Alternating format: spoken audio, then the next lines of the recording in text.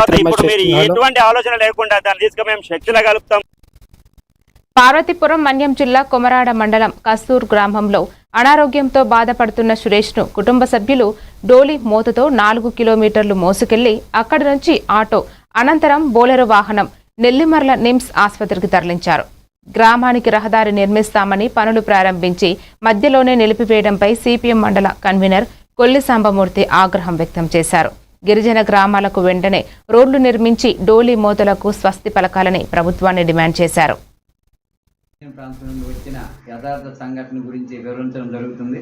దీనికి సంబంధించి పాలెం పంచాయతీ చెందిన కుస్తూరు గ్రామానికి చెందిన తాడింగ్ సురేష్ అనే వ్యక్తి కొన్నాళ్ళుగా కడుపు పొంగిపోవడంతో పాటు ఊపిరి ఆడక చాలా ఇబ్బంది పడే పరిస్థితి ఉంది. ఇలాంటి సందర్భంలో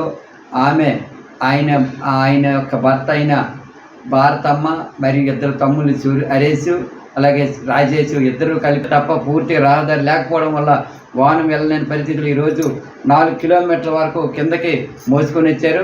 అలాగే కిందనే వాళ్ళ గ్రామానికి సంబంధించిన కాలనీకి నిర్మితమైన స్థలం వద్దకు మోసుకొని రాగా అక్కడ నుండి ఆటోతో రాయపురం వరకు 5 కిలోమీటర్లు వెళ్ళారు. రాయపురంలో నుండి బొలారా వాహనంతో 5,000 రూపాయలు బుక్ చేసుకుని నిమ్స్ హాస్పిటల్కి వెళ్ళడం జరిగింది. మేమన్నది ఏంటంటే తెలియజేస్తాను, ఏదేమైనా ఈరోజు తాడింగ్ సురేష్కి చాలా కష్టాలు ఉన్నారు కాబట్టి వెంటనే ఐటీడీ అధికారులు వీళ్ళ కుటుంబానికి అన్ని విధాలుగా ఆదుకోవాలని చెప్పి మేము సిపిఎం పార్టీగా డిమాండ్ చేస్తాను. భవిష్యత్తులో ఇలాంటి డోలి మాత్రం లేకుండా మండలంలో ఉన్న అన్ని మండలంలో ఏవైతే జేసీపీతో తవ్వి అసంపూర్తిగా వదులుతారో ఆ రోడ్లన్నీ కూడా పూర్తి చేసి అటు గిరిజన ప్రాణాలకి భరోసా కల్పించాలని చెప్పి మేము సిపిఎం పార్టీగా ఈరోజు కూటమి ప్రభుత్వానికి ఐటీడీ అధికారులకి డిమాండ్ చేస్తాను.